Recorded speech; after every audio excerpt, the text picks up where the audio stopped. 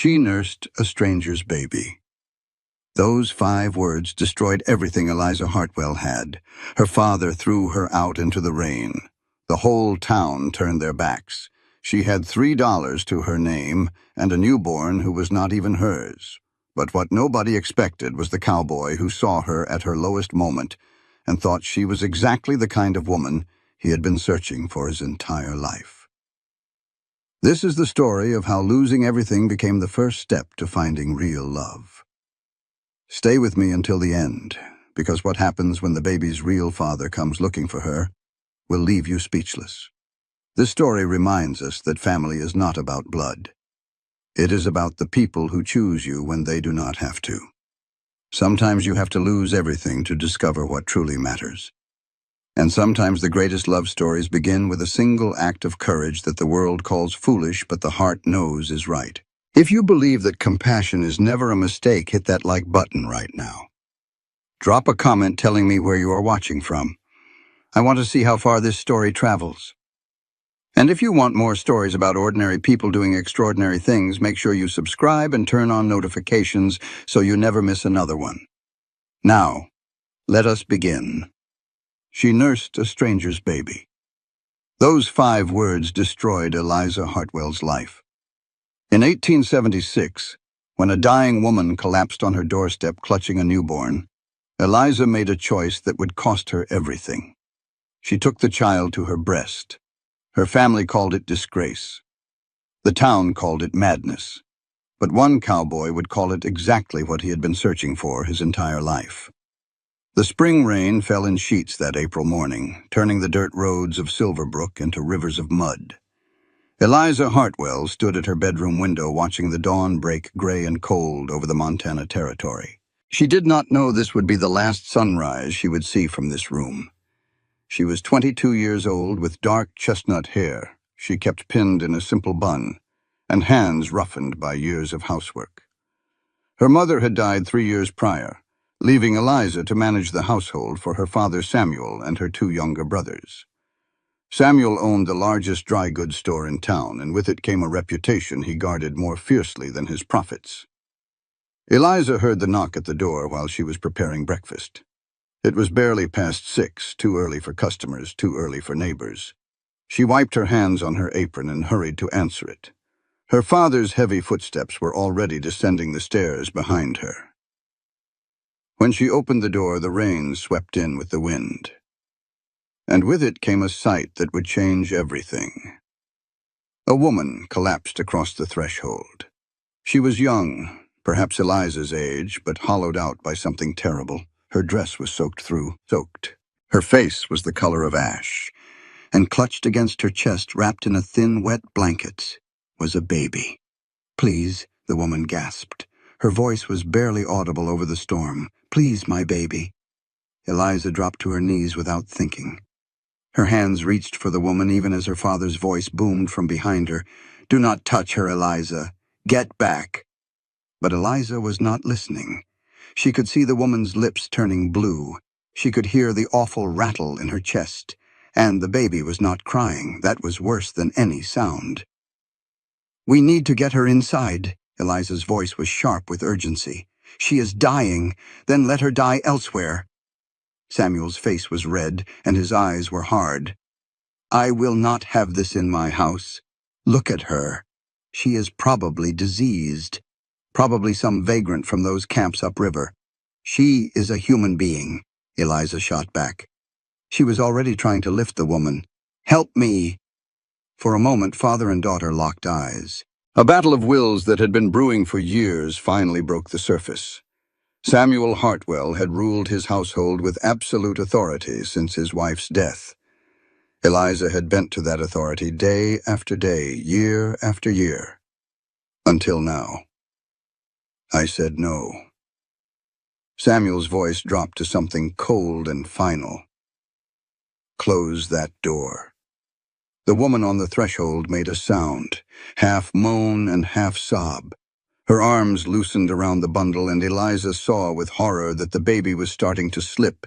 She caught the infant just as the woman's eyes rolled back. "No, no, no," Eliza whispered. She was cradling the child against her chest while trying to keep the woman's head from hitting the door frame. The baby was so cold, so terribly still. "Please, someone help me." Her brothers appeared at the top of the stairs. Their faces were pale and frightened. James was 16. Thomas was only 13. They looked to their father for direction. "Boys, go to your rooms," Samuel ordered. "Eliza, I am telling you one last time. She is dead." The words fell into the space between them like stones into water. Eliza looked up at her father. Rain was streaming down her face. The baby was clutched in her arms, and the woman's body was going limp against the doorstep. "She is dead," Eliza repeated. Her voice was breaking, "and this baby will be too, if we do not get her warm." Samuel Hartwell stared at his daughter for a long moment. Then he looked at the woman's body, at the growing pool of water and blood mixing on his clean floor, and his face hardened into something Eliza had never seen before. Pure disgust. "Get her out of my doorway," he said quietly, "and get that thing out of my house." "That thing is a baby," Eliza's voice cracked. "A baby who just lost her mother. Not our concern." Samuel turned away. His hands were clasped behind his back in that way he had when a business matter was concluded. "The orphanage is 3 miles away. Take it there. In this storm. It is 3 miles through mud and rain.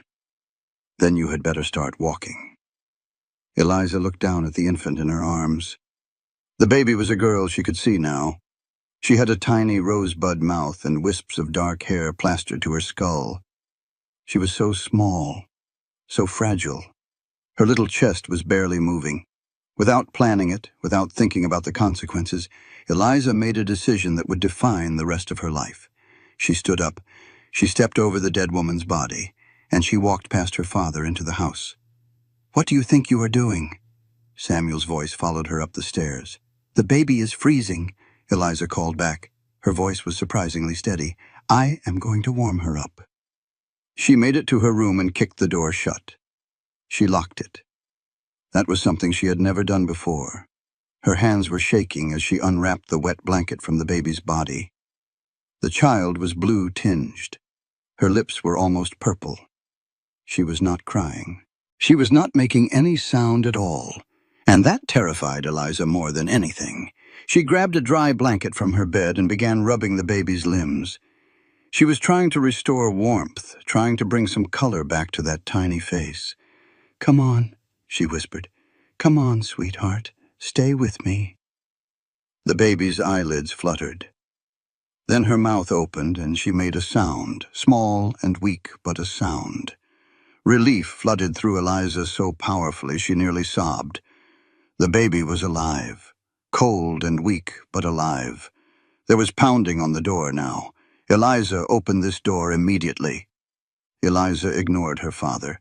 She stripped off her own wet dress and wrapped herself in a robe. Then she tucked the baby against her skin, letting her body heat warm the child. It was something she had seen her mother do once with a premature lamb. It had worked then. "Please work now," she prayed. "Please." The baby began to stir more. Her small sounds of distress turned to cries, weak but persistent. And with those cries came a realization that made Eliza's blood run cold. The baby was hungry, starving, and there was no milk, no way to feed her, and the orphanage was 3 miles away through an impassable storm. Eliza's heart was pounding. She knew what she was about to do. She knew what it would mean. But looking down at that tiny, helpless face, she could not see any other choice. Her body had responded to her mother's death in an unexpected way 3 years ago. Grief had manifested physically, and for months after the funeral she had dealt with the discomfort of milk that had no purpose. Her mother had died in childbirth along with the baby brother Eliza had desperately wanted. Eliza had been the one holding her mother's hand when she passed. Her body had responded as if she herself had given birth. The midwife had said it happened sometimes. Sympathetic lactation, she called it. That had stopped eventually. But the midwife's daughter had told her that sometimes, with the right stimulation, it could return. The baby's cries were growing frantic now, her tiny fists in the air. "I am sorry," Eliza whispered, though she was not sure if she was apologizing to the baby, to her father, or to herself. "I am so sorry." She brought the baby to her breast.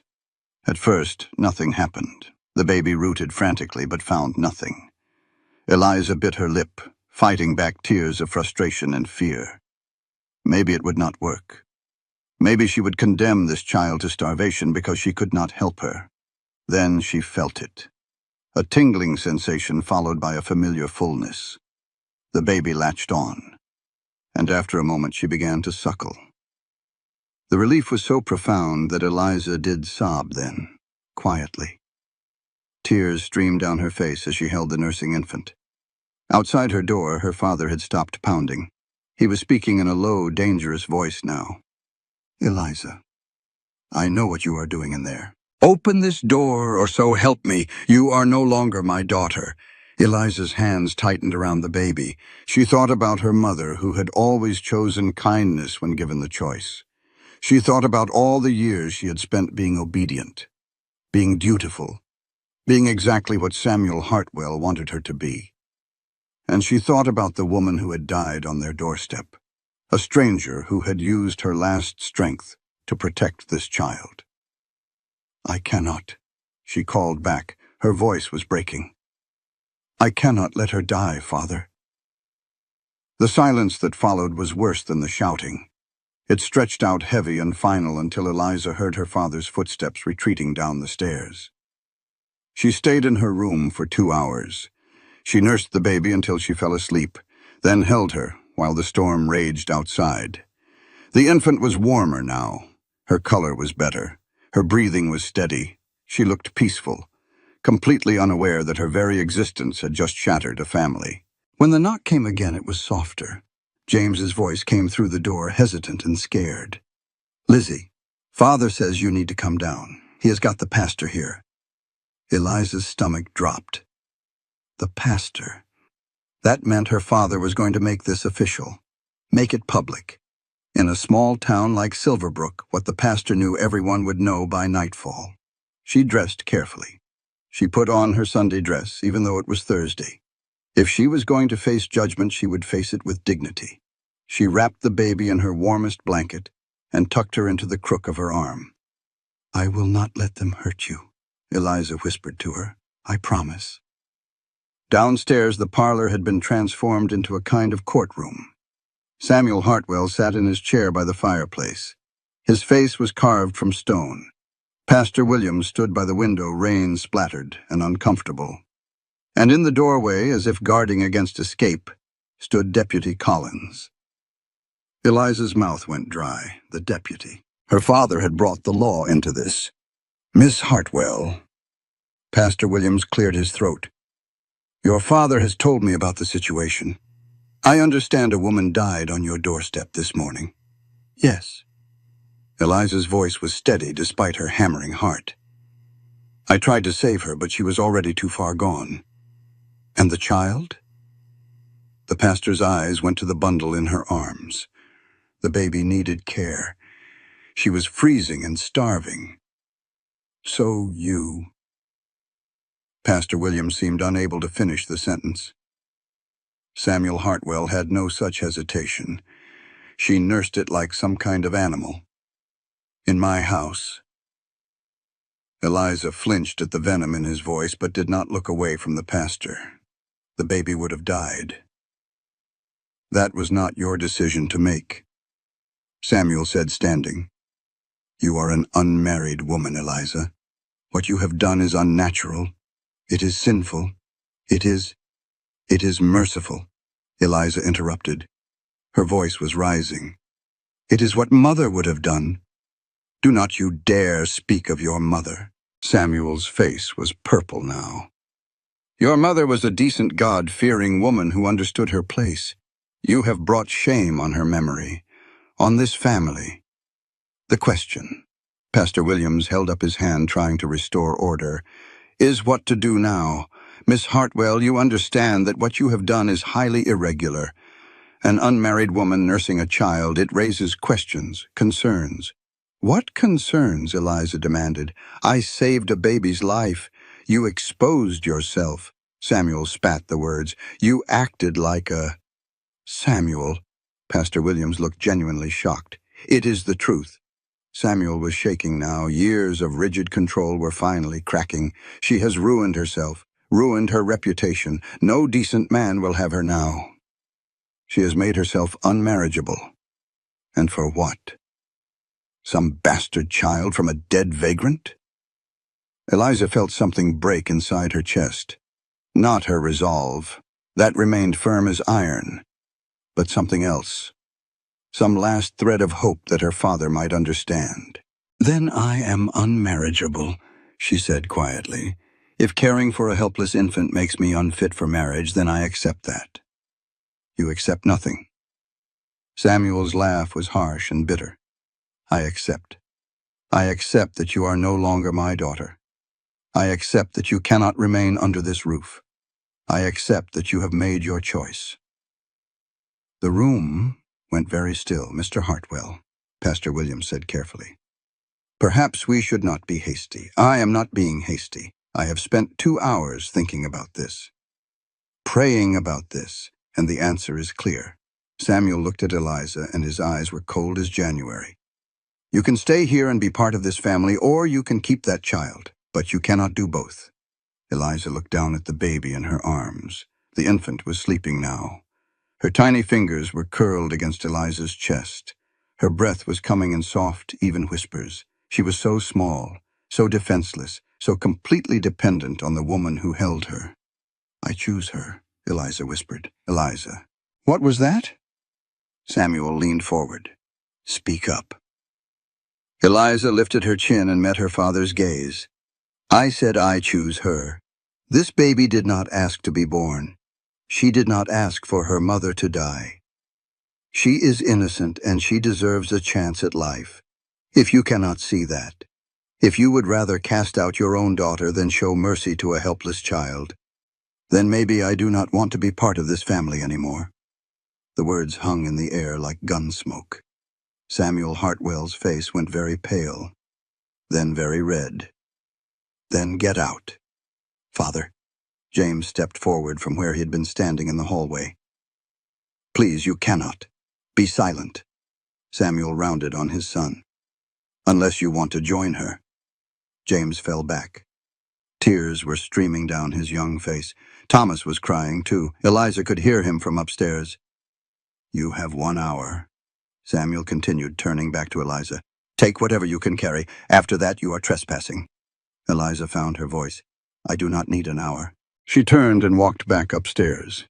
The baby was still sleeping peacefully in her arms. In her room, she moved mechanically. Her mind was numb with shock. She had one bag, a carpet bag her mother had used for traveling. Into it, she packed 2 changes of clothes, her mother's Bible, a hairbrush, and a small purse containing the money she had saved from helping with mending and laundry. $3.47.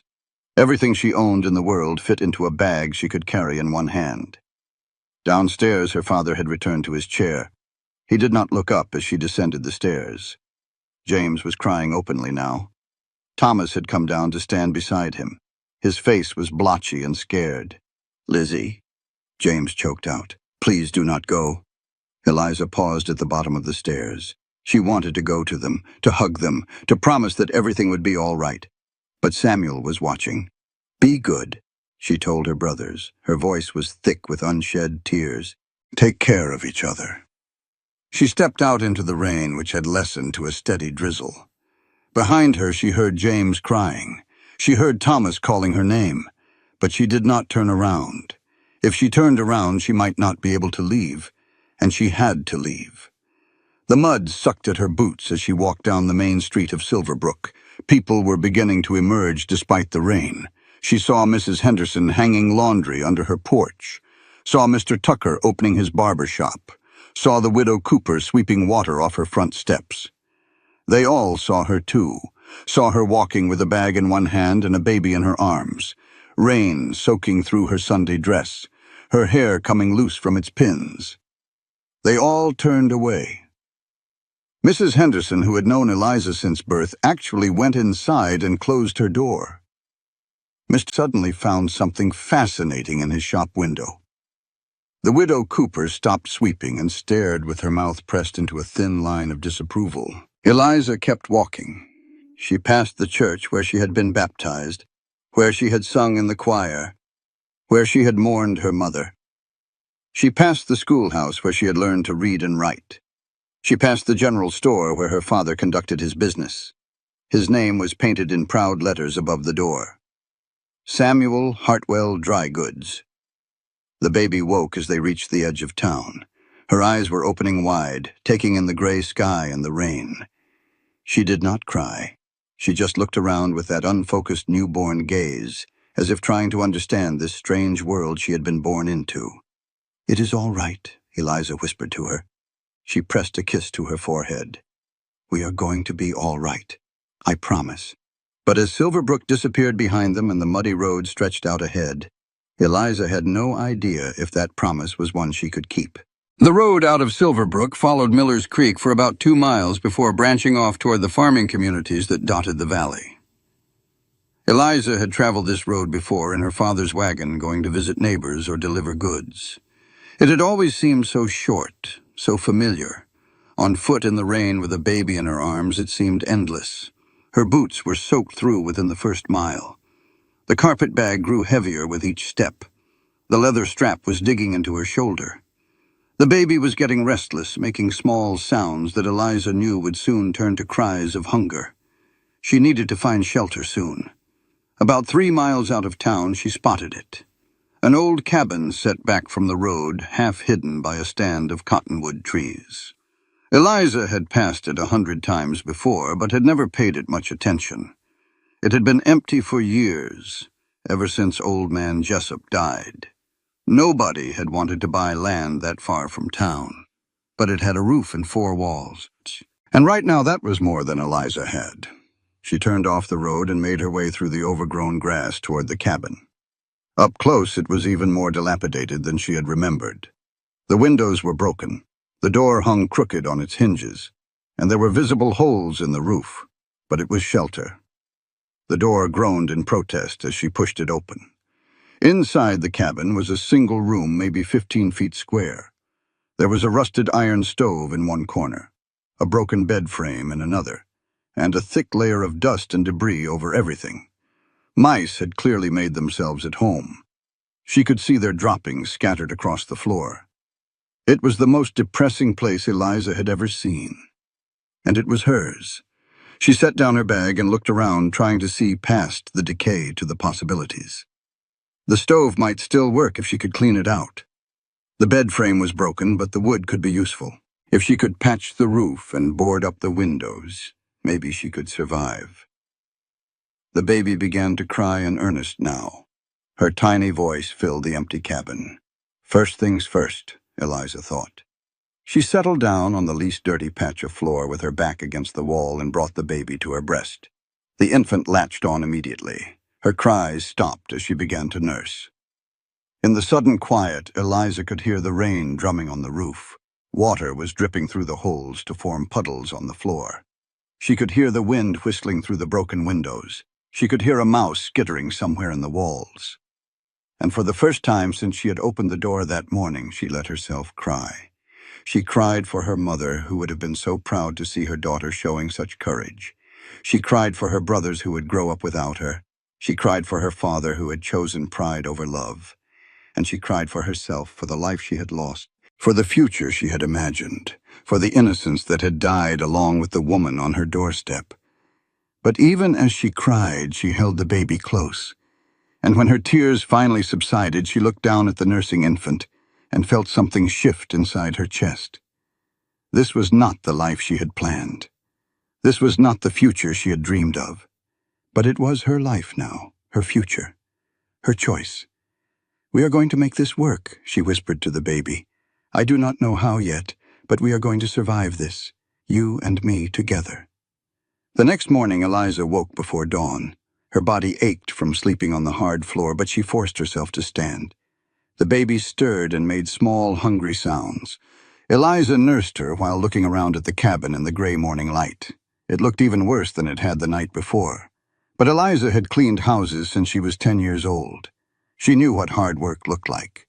She rolled up her sleeves and got to work. By mid-morning, she had swept out the worst of the debris using a branch she had broken off one of the cottonwoods as a makeshift broom. She had cleared a dead raccoon from behind the stove. She had scraped out the worst of the rust and old ash. The windows she could not fix, but she stuffed the broken panes with rags torn from her extra petticoat. It blocked the worst of the drafts. The days that followed fell into a brutal routine. Wake with the dawn, nurse the baby, walk to the creek for water, scavenge for anything edible in the woods, tend the fire if she could get one started, nurse the baby again, try to make repairs to the cabin, collapse into exhausted sleep, wake when the baby cried in the night. Repeat. She had no matches, no flint, no way to make fire. She spent hours trying to rub sticks together the way she had seen her brothers attempt once. They had never gotten it to work, neither did she. On the 7th day, disaster came in a different form.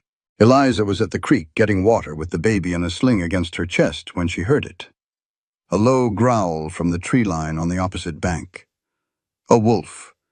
It was gaunt and hungry, its yellow eyes fixed on her with predatory focus. Eliza froze. Her heart was hammering so hard she could hear it in her ears. The wolf took a step into the water. She had no weapon, no help, no way to defend herself or the baby. The wolf was maybe 30 feet away and closing. Eliza did the only thing she could think of. She made herself as big as possible. She threw her arms wide and she screamed, a raw primal sound of defiance and terror. The wolf hesitated. Eliza screamed again. She grabbed rocks from the creek bed and hurled them at the animal. Most missed, but one struck its shoulder. It yelped. "Get out of here," she screamed. "Get away from us!" The wolf snarled. It took another step forward, and then a rifle shot cracked through the morning air. The wolf bolted. It disappeared into the trees so fast Eliza barely saw it go. She spun around, her heart still pounding. A man sat on horseback at the top of the creek bank. He was tall in the saddle, wearing a dust-colored coat and a wide-brimmed hat. His rifle was still raised, though he was not pointing it at anything now, just watching her with blue eyes that gave nothing away. "You all right?"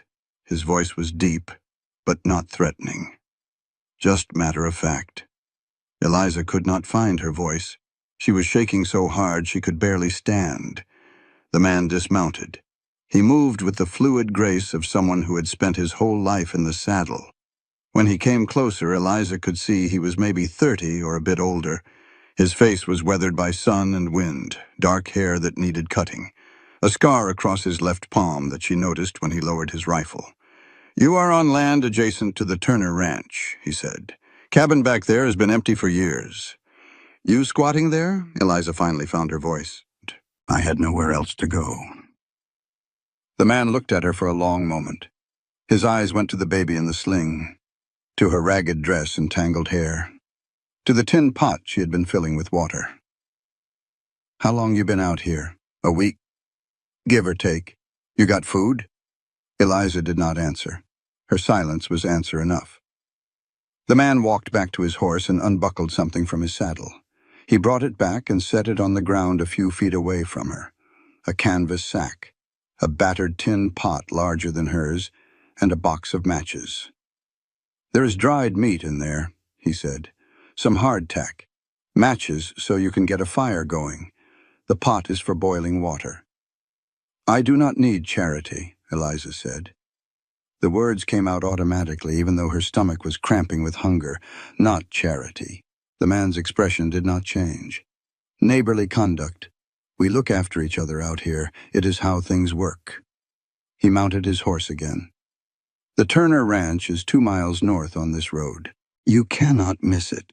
There is a sign by the gate. Why are you telling me this?" "Because we need a cook."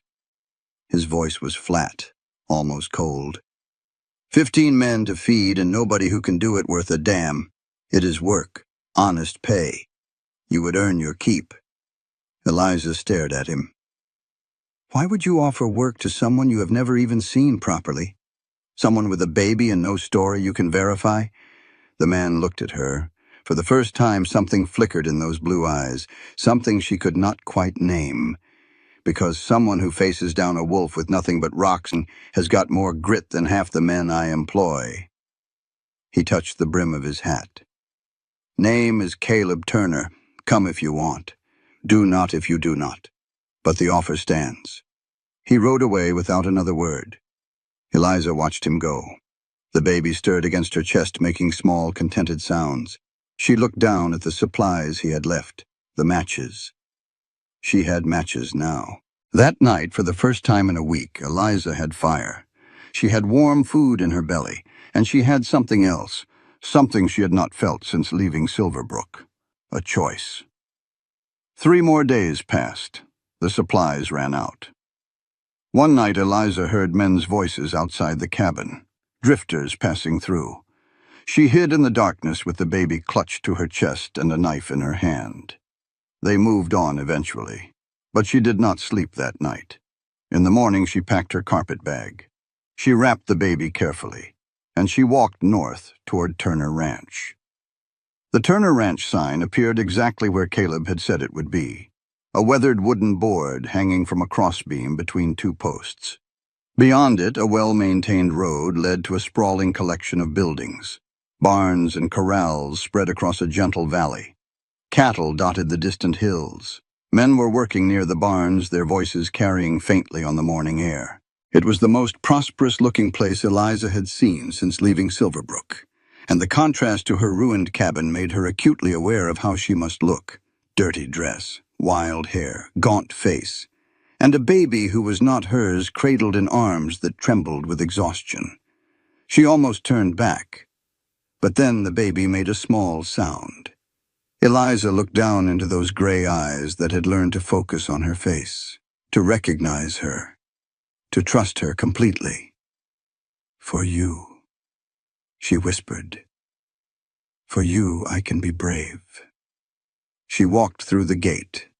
A man spotted her first. A grizzled ranch hand mending fence near the road. He straightened up and his eyes widened slightly at the sight of her. Then he called out toward the main house. "Mr. Turner, you got a visitor?"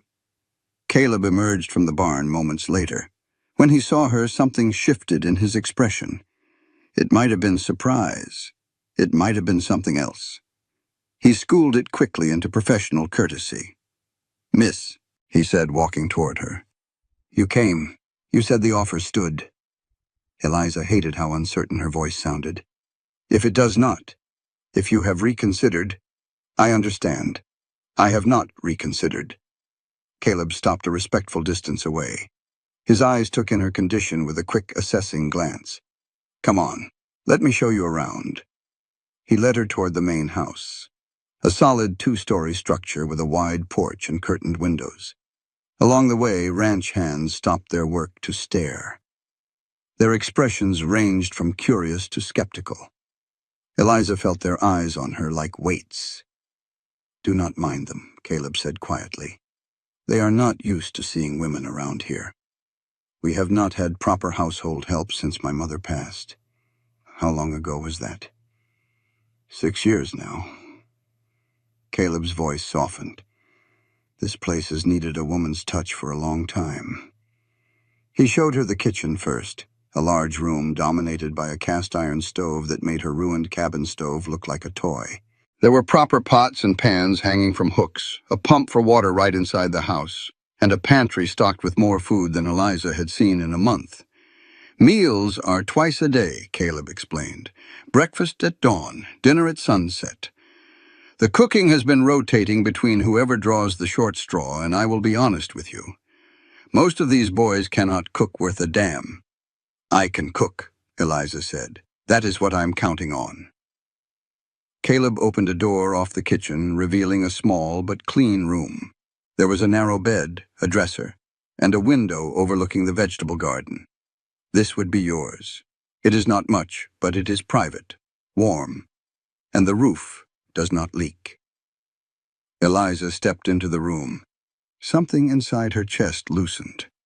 It was simple, spare even, but it was clean and dry and safe.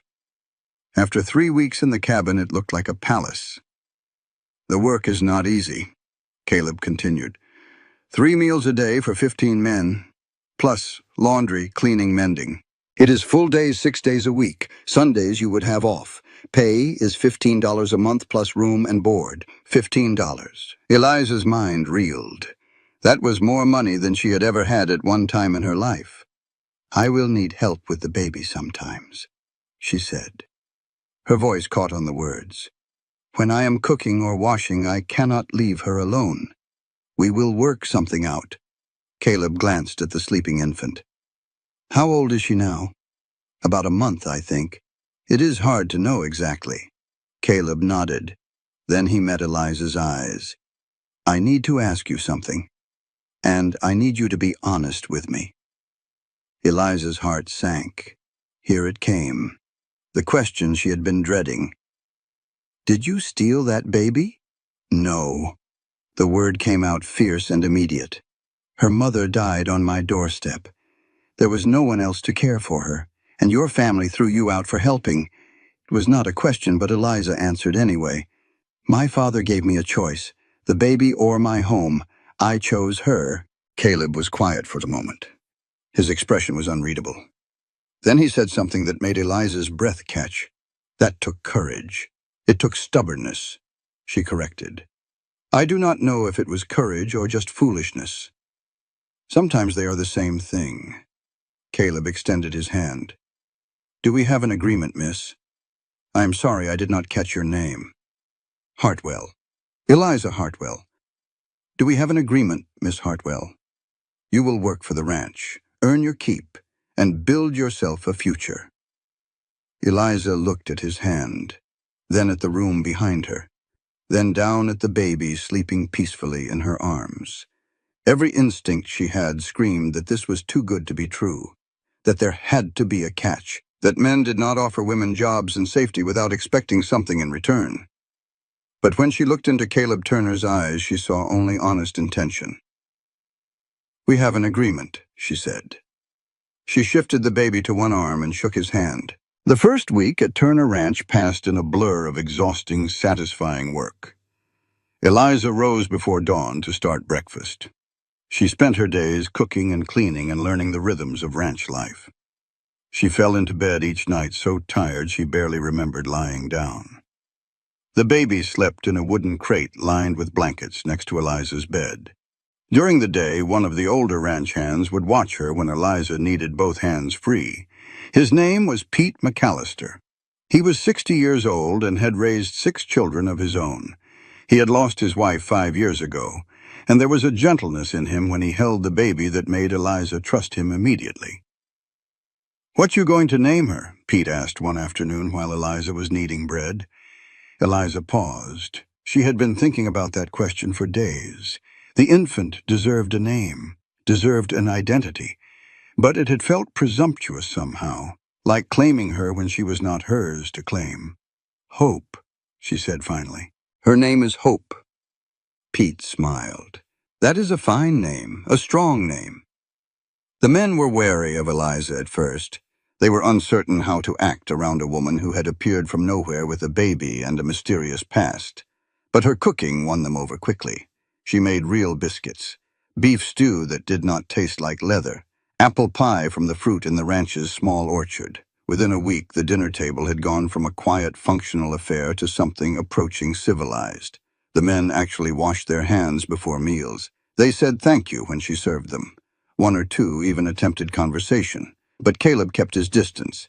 He was professional and courteous, but never familiar.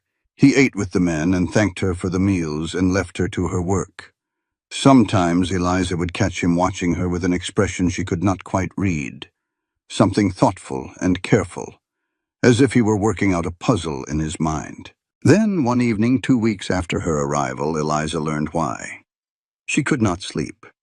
Hope was fussy and restless, and Eliza had walked her for hours before she finally settled. Now, in the quiet darkness, Eliza found herself too awake to return to bed. She stepped out onto the back porch for some air, and found Caleb already there. He was sitting in the shadows with a glass of whiskey in his hand, staring at nothing. He looked up when she appeared. For a moment, neither of them spoke. "Could not sleep?" he asked finally. Hope was restless. Eliza moved to the porch railing, keeping a respectful distance. "She is settled now." Silence stretched between them. Somewhere in the darkness, a coyote howled. "Can I ask you something?" Eliza said. "You do not have to answer if you do not want to." "Go ahead. Why do you avoid her?" Caleb went very still. "Avoid who?" "Hope." Eliza turned to face him. "You have not looked at her." "Not really. Not once since we arrived. You talk about her sometimes, but you never hold her, never get close. It is like you're afraid of her." The silence that followed was so long Eliza thought he would not answer at all. When he finally spoke, his voice was rough. "I had a friend once. Name was Thomas Whitmore. We grew up together, worked this ranch together. He was the closest thing I had to a brother." Eliza waited. 5 years ago, Thomas died. There was a storm. He rode out alone when he should have waited for morning. His horse threw him, and he was killed. "I am sorry," Eliza said softly. "He died because of me." Caleb's voice was flat. "Because I let him go. Because I did not stop him. Because I was too busy being angry about something stupid to remember that storms in Montana killed people." He took a long drink of whiskey. "Thomas had a sister, Clara. She was younger than him by about 8 years. After Thomas died, she disappeared. I tried to find her, but she had just vanished. For years, I wondered what happened to her." Caleb looked at Eliza then, and in the moonlight she could see the grief in his eyes. Grief that had never healed. "When I saw that baby, when I realized someone had died, leaving a child behind, it reminded me too much of everything I had lost, everything I had failed." "That is why you keep your distance," Eliza said. "I keep my distance because getting close to people gets them killed." Caleb set down his glass. "Margaret left because I loved this land more than I loved her. Thomas died because I let him ride into a storm alone. My mother died when I was 12 and I could not do a damn thing to save her." He stood. His face was shadowed, but Eliza could see the tension in every line of his body. "I keep my distance, Miss Hartwell, because everyone I care about leaves or dies, and I am tired of burying people."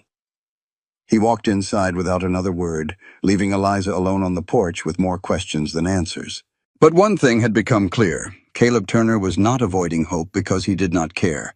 He was avoiding her because he was terrified of caring too much. 3 days later, James arrived. Eliza was in the garden pulling weeds when she heard hoofbeats approaching. She looked up expecting one of the ranch hands returning from town. Instead, she saw her brother dismounting from their father's horse with a bundle under his arm and fear in his eyes. "James." She was on her feet in an instant. "What are you doing here? If father finds out you took the horse—" "I do not care." James pulled her into a fierce hug. "I had to see you, Lizzie. I had to make sure you were all right." Eliza held him tight.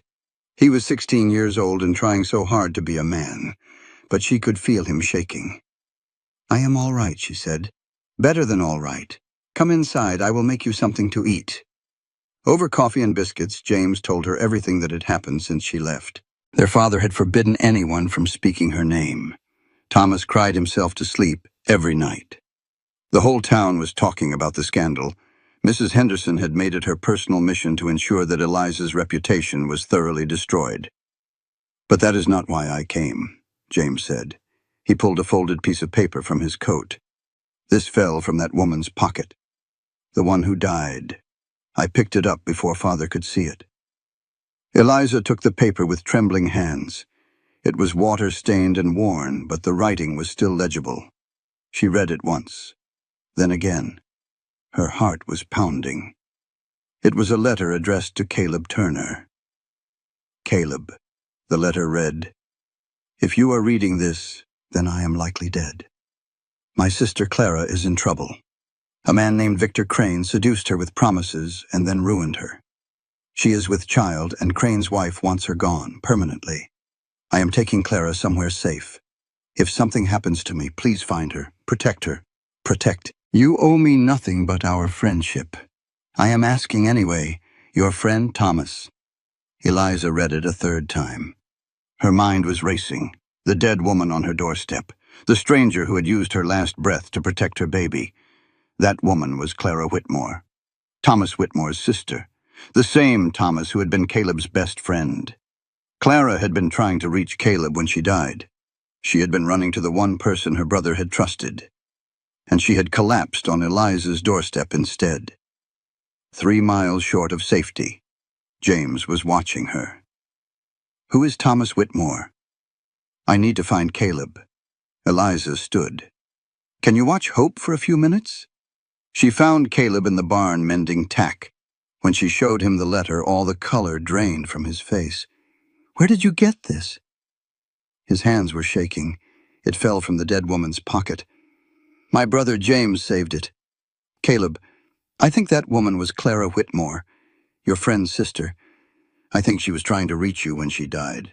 Caleb stared at the letter. His breathing was ragged. When he finally looked up, his eyes were wet. Thomas asked me to find her, to protect her. And I failed. I failed him. I failed her. I failed them both. You did not know, Eliza said gently. How could you have known? I should have looked harder. I should have done more. 5 years. For 5 years she was out there alone and afraid, and I was here doing nothing. You could not have known. Eliza took a step closer.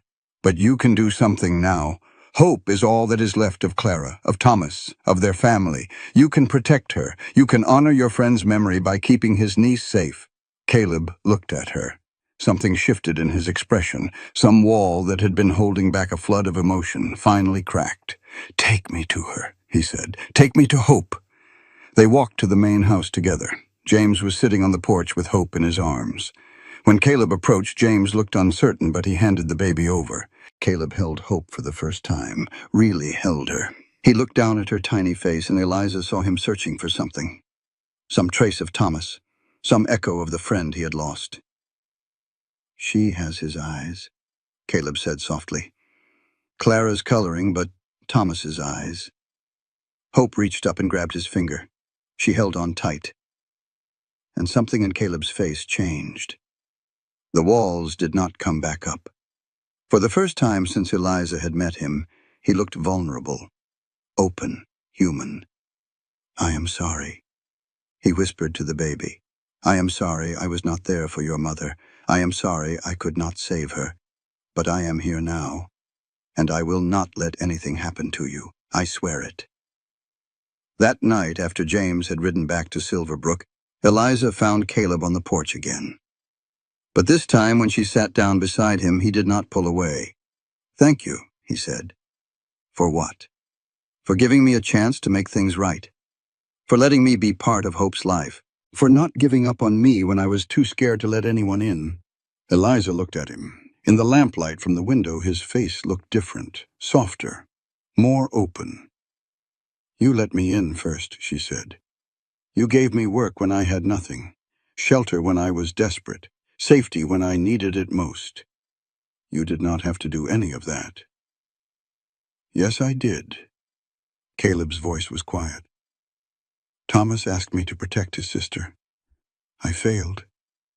But then his sister's baby ended up here anyway.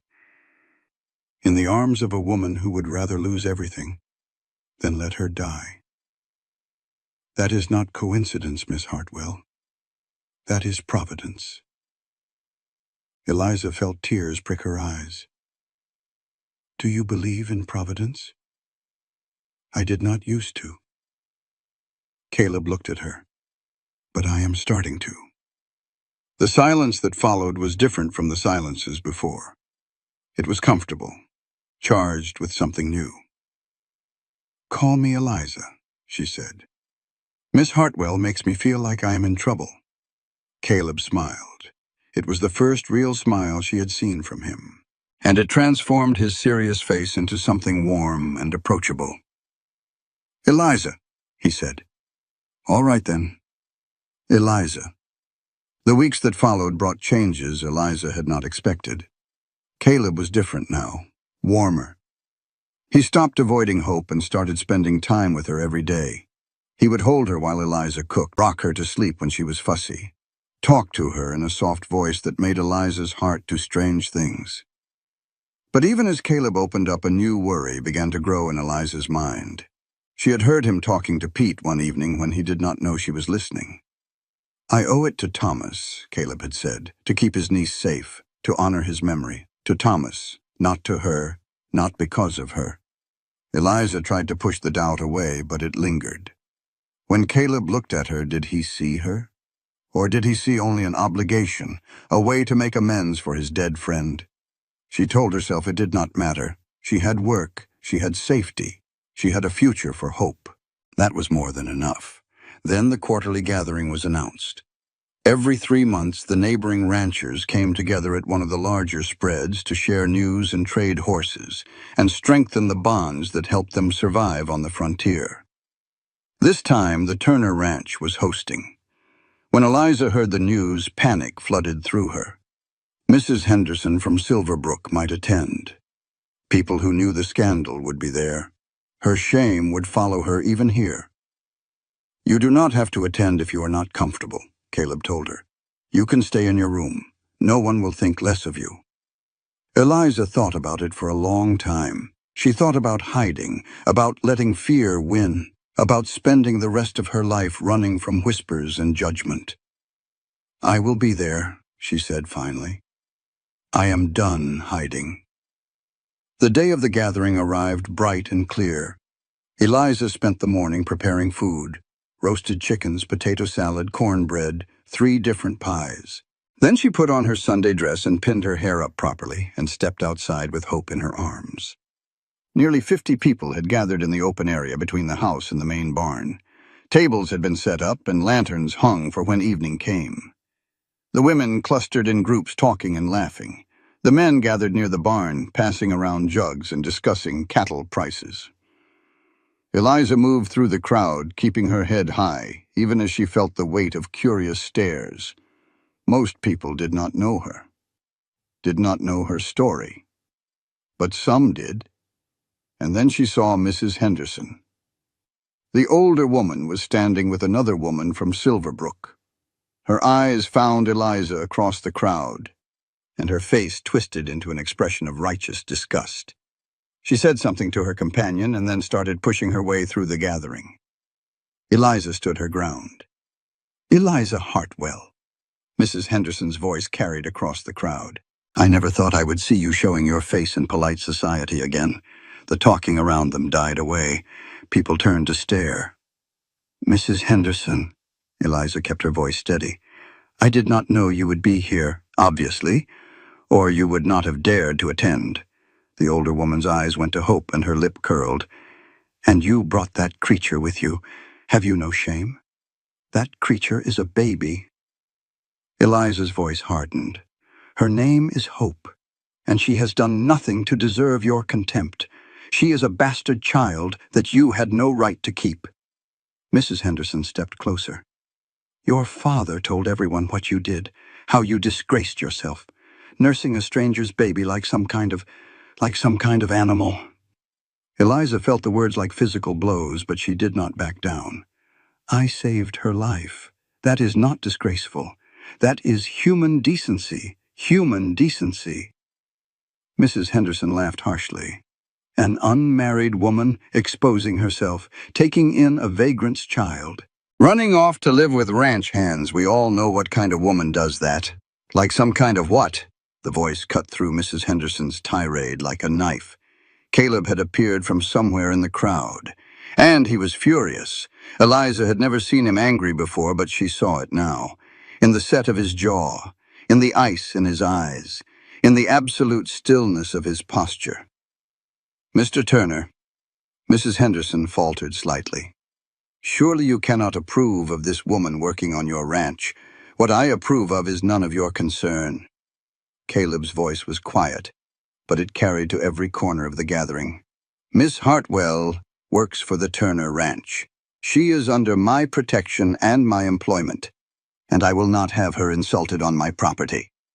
But her father, her reputation. Her father cast out his own daughter for showing mercy to a dying woman and her child. Caleb stepped closer to Mrs. Henderson, and the woman actually took a step back.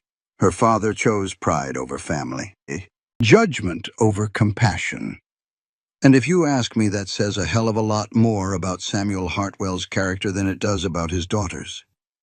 The crowd was completely silent now. Miss Hartwell saved a baby's life. Caleb continued. His voice rang clear across the gathering. She gave up everything she had, her home, her family, her reputation, to keep an innocent child from dying. Where I come from, that is not disgraceful, that is heroic. Mrs. Henderson's face had gone red. The talk in town. The talk in town is gossip and speculation from people who have nothing better to do than tear down a woman who showed more courage in one moment than most of them will show in their entire lives. Caleb looked around at the gathered crowd, making eye contact with several of the ranchers. I know most of you here. I know you are good people who understand the difference between scandal and slander.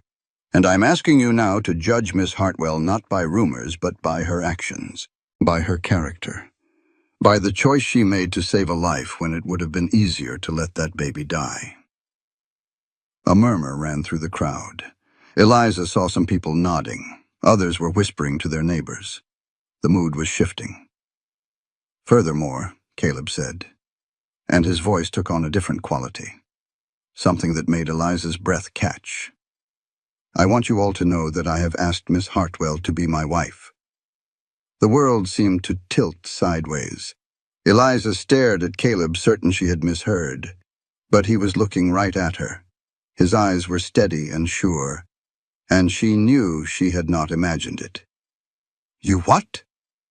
Mrs. Henderson gasped. I have asked her to marry me, Caleb repeated, still looking at Eliza. She has not given me an answer yet, but I am hoping she will say yes, because she is exactly the kind of woman I want to build a life with. Strong, compassionate, willing to sacrifice everything for what is right. That is worth more than all the pristine reputations in Montana. The crowd erupted. Some people were cheering. Others looked scandalized. Still others seemed simply stunned. Mrs. Henderson opened and closed her mouth like a landed fish, unable to form words. But Eliza barely noticed any of it. She was looking at Caleb, trying to understand what had just happened. He had claimed her in front of everyone, defended her honor, elevated her status, shielded her from judgment in the most public way possible. And he had done it with a lie. Or had he? Before she could process any of it, a carriage arrived at the edge of the gathering. Late. The door opened and a man stepped out. He was distinguished-looking, silver-haired, impeccably dressed in clothes that cost more than most people here made in a year. His smile was warm and gracious as he surveyed the crowd. Forgive my tardiness. His voice was smooth and cultured. I do not believe I have had the pleasure. His eyes found hope in Eliza's arms, and something flickered in them, recognition, hunger. Calculation. What a lovely child, he said. She has her mother's eyes. Eliza felt ice slide down her spine. There was something wrong about this man, something predatory beneath the polished surface. Mr. Crane, Caleb's voice was carefully neutral. We were not expecting you. I heard about the gathering and thought I would pay my respects. Victor Crane smiled. And of course to meet the famous Miss Hartwell. Your reputation precedes you, my dear. Eliza said nothing. She held Hope closer. Victor Crane. She had heard that name before. In Thomas Whitmore's letter. The man who had ruined Clara. The man whose wife wanted her gone. Permanently. This was the man who had destroyed Hope's mother. And now he was standing in front of her, smiling, reaching out as if to touch Hope's cheek. Eliza stepped back. Crane's smile did not falter, but something cold flickered in his eyes. Protective. He observed. That is good. A mother should protect her children. She is not my child by birth, Eliza said, but she is mine in every way that matters. Of course, Crane inclined his head. How admirable. Well, I should mingle. Mr. Turner, Miss Hartwell, we shall speak again soon. He moved away into the crowd, but Eliza could feel his eyes on her for the rest of the evening, watching, waiting. When the last guest finally left, it was nearly midnight. The ranch hands cleaned up while Eliza and Caleb stood alone in the darkness between the house and barn. "Who is Victor Crane?" Eliza asked quietly. Caleb's jaw tightened. "He is the reason Thomas is dead, the reason Clara had to run, the man who got her pregnant and then wanted her to disappear. And now he knows about Hope." "Yes." Caleb turned to face her. "He knows. And that means we are in danger. All of us." The days following the gathering were tense. Caleb rode to town and came back with grim news. Victor Crane was one of the most powerful men in the territory. He owned the largest cattle operation in 3 counties, sat on the territorial council, had the sheriff in his pocket, the kind of man who made problems disappear, and he wanted Hope. "Why?" Eliza demanded. "She does not even know he exists. Why would he want her?" "Because she is evidence." Caleb's voice was hard. Clara was not the first woman Crane ruined. She was just the first one who got away with a living child. That baby in your arms is proof of what he did. And Crane destroys evidence. Eliza held Hope tighter. "What do? "We get married," Caleb said. "For real this time. My announcement at the gathering bought us time. As long as people believe you are my wife, Hope has the protection of my name. But if Crane finds out it was a lie, he will use it against us. So you want to marry me to protect Hope. I want to marry you because I love you." Eliza's breath caught. Caleb took her hands. His eyes were steady. "Honest. I have been trying not to say it. Trying to give you space. Trying to figure out if what I feel is real or just guilt about Thomas. But it is real, Eliza. I love you. The court case, and Crane and your father. None of that is why." He stepped closer. "I love you because you ran toward danger to save a baby you did not know. Because you faced down a wolf with nothing but rocks. Because you chose a stranger's child over your entire life. Because when I look at you, I see the person I want to become." Eliza was crying now, tears streaming down her face. "I need to know," she whispered. "When you look at me, do you see me, or do you see Thomas's debt?"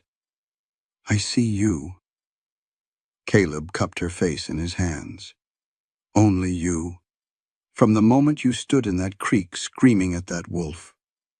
I saw a woman with more courage than anyone I have ever known. Thomas's debt brought you here, but that is not why I love you. Why do you love me? Because you make me believe again, in family, in hope, in the possibility that I am not too broken to deserve happiness." Eliza rose on her toes and kissed him. It was not their first kiss. That had happened weeks ago on the porch late one night. Soft and tentative, both of them afraid. This kiss was different. This kiss was a promise, a commitment, a choice. "Yes," Eliza whispered against his lips, "I will marry you. For real, for Hope, for us." The wedding took place 1 week later. It was small and simple. The ranch hands stood witness. Pete cried openly. Pastor Williams officiated with genuine warmth this time. Caleb's vows included hope. "I take you both as my family. I choose you both. Not because I have to, but because I want to." Eliza vowed to stand beside him. In whatever comes, against whatever threatens us, together. The first weeks of marriage were a revelation. Caleb was tender and attentive. He shared his fears and his hopes and his dreams. He held Hope every evening, reading to her from whatever book he was working through. He looked at Eliza like she was the answer to a question he had been asking his whole life. For the first time since her mother died, Eliza felt truly happy. But Crane had not forgotten them. It started with small things. Strangers passing through asking questions about the Turner Ranch.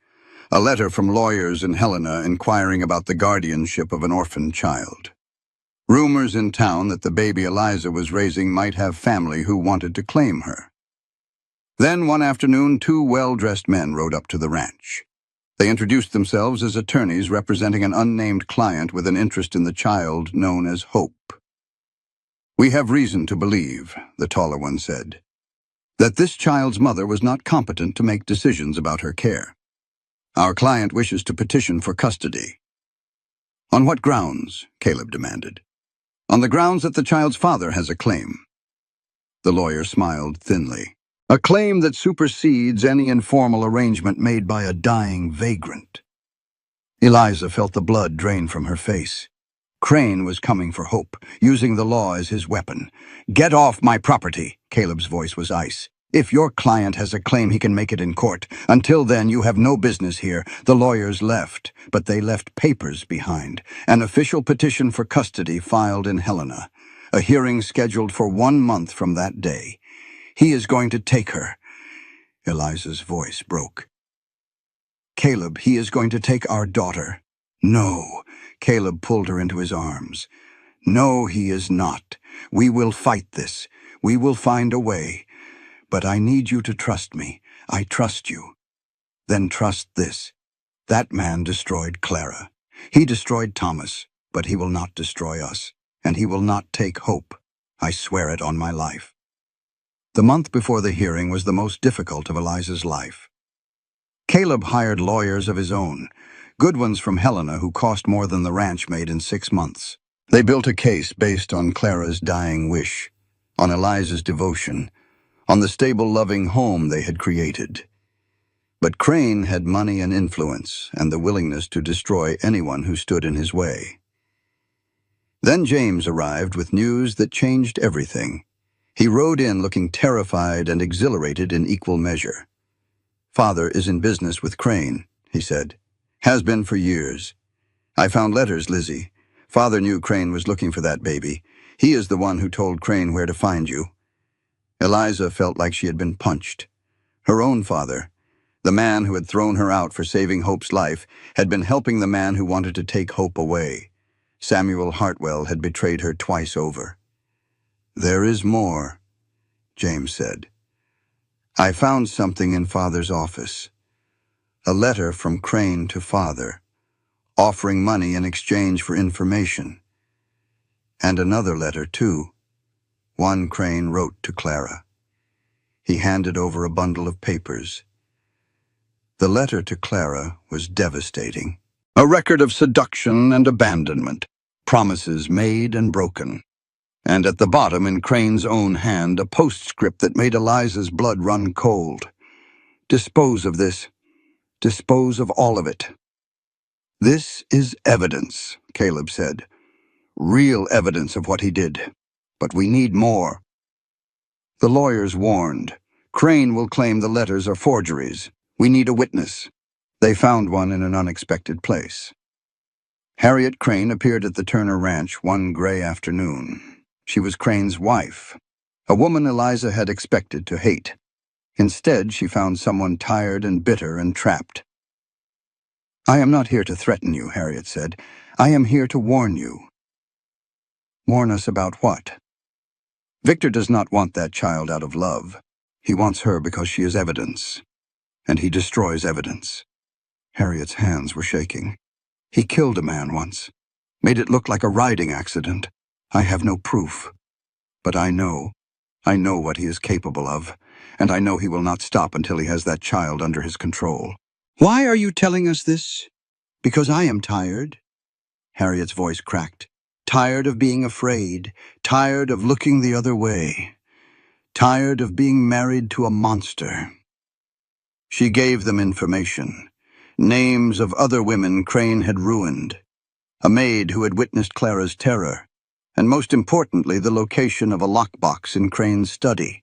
A record he kept of all his arrangements. Insurance, he called it. Evidence of every bribe and threat and payment. "I cannot testify," Harriet said. "He would kill me. But I can give you the key, and I can tell you when he will be away from the house." The night raid on Crane's study was terrifying. Eliza insisted on going despite Caleb's protests. "This is my fight too," she said. "Hope is my daughter. I will not hide while others risk themselves for her." They found the lockbox exactly where Harriet had said it would be. Inside were records that would destroy Victor Crane, evidence of at least 2 other women who had disappeared threatening to expose him, payments to officials, letters that proved his corruption went back decades. And one more letter, from Clara to Victor, begging him to acknowledge their child. His response was scrawled at the bottom. "This problem will be dealt with. Do not contact me again. We have him." Caleb breathed. "We have everything we need." But Crane was not finished. The night before the custody hearing, Eliza woke to sounds outside the house. Men's voices, hoofbeats, a crash as someone broke down the door of the bunkhouse. They were taking Hope. Eliza grabbed the baby from her crib and ran. Out the back door, into the darkness. She could hear shouts behind her. Gunshots. Caleb's voice calling her name. She ran toward Miller's Creek, the same place she had faced down a wolf months ago, the same place her whole life had changed. Behind her, torches flickered through the trees, men on horseback closing in. She reached the cliff edge. The creek roared below, swollen with spring rain. Nowhere to run, nowhere to hide. The lead rider emerged from the darkness. "Mrs. Turner," his voice was mocking. "There is nowhere to go." Eliza turned to face him. Hope clutched to her chest. Her heart was pounding, but her voice was steady. "You are not taking her." "Mr. Crane says otherwise." The man dismounted. His hand went to his gun. "He says if we cannot bring the baby, we should make sure no one can have her." Eliza felt cold terror wash through her. Crane had sent these men to kill Hope, to destroy the evidence permanently. But then she heard it. More hoofbeats, coming from the other direction. Caleb burst through the tree line with Pete and half the ranch hands behind him. The confrontation was brief and violent. Gunshots in the darkness, men shouting, bodies falling. When it was over, 3 of Crane's men were dead. 2 more were captured.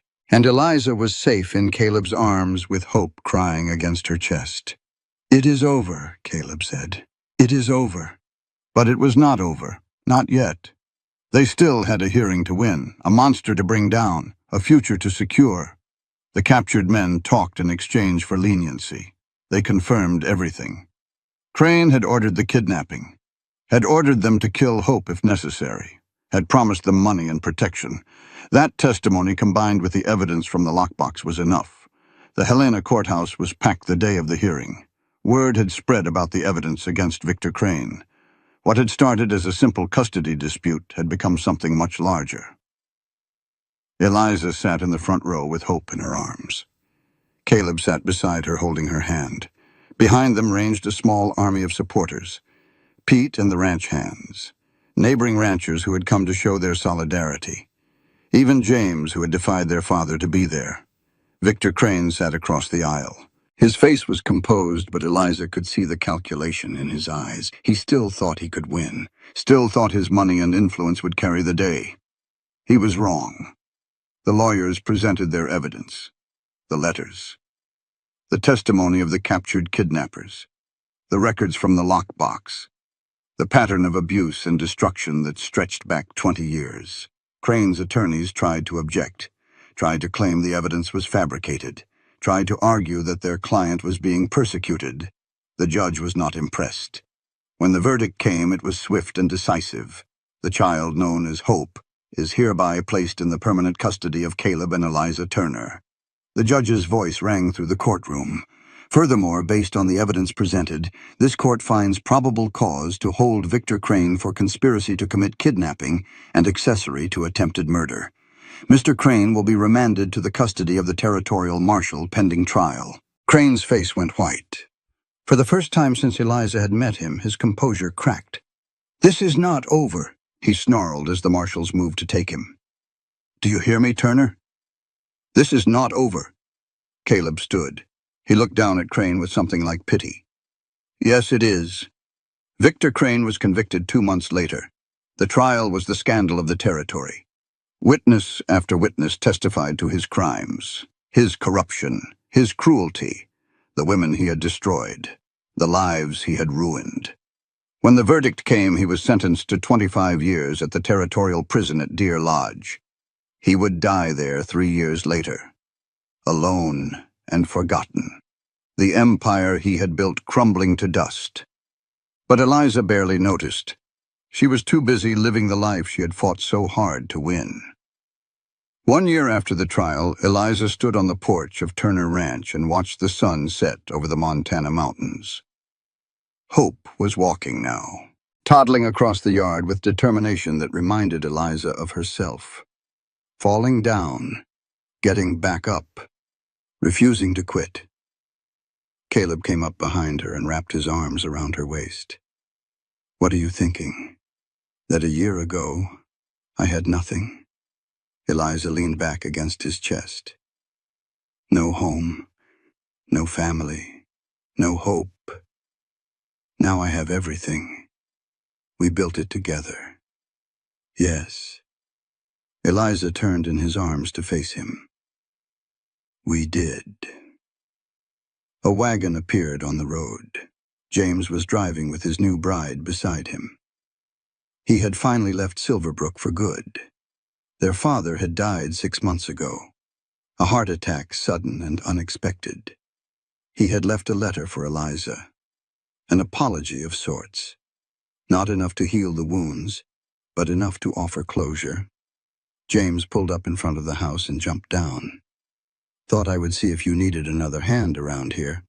Caleb smiled. "Family works free, but we will feed you." James laughed and pulled Eliza into a hug. Then he scooped up Hope, who shrieked with delight. That evening, the Turner family gathered around the dinner table. Eliza and Caleb, James and his wife, Pete, who had become more grandfather than ranch hand, Hope in her high chair making a mess and laughing at nothing. It was loud and chaotic and imperfect. And it was everything Eliza had ever wanted. After dinner, when the others had retired, Eliza and Caleb sat on the porch watching the stars come out.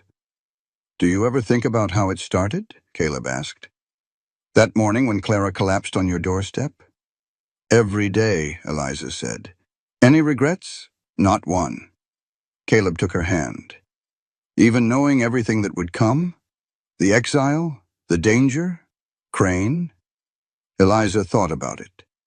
She thought about the cold cabin and the hungry nights, the wolf by the creek and the terror of nearly losing hope, the trial and the threats and the moments when she had been certain they would not survive.